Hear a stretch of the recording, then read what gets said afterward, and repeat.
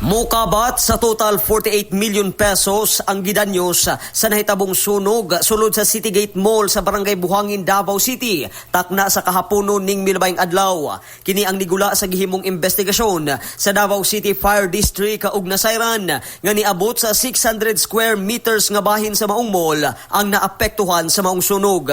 Nagsugod matud pa ang insidente pasado alas 3 sa hapon nga niabot kini sa third alarm kung asa nagtinabangay sab ang nagkadiayang fire station sa syudad sa pagpaggang sa kalayo hangtod nga pasado alas 7:05 sa gabi na kini gideklara nga fire out.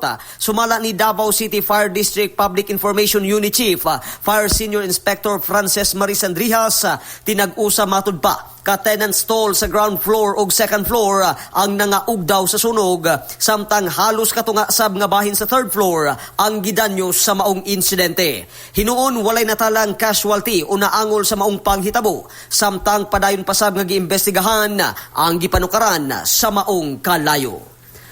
Mga katropa, di nato kalimtan ang pag-inom sa Zanton Vitamin C aron mabatnan kanunay ang healthy nga panglawas.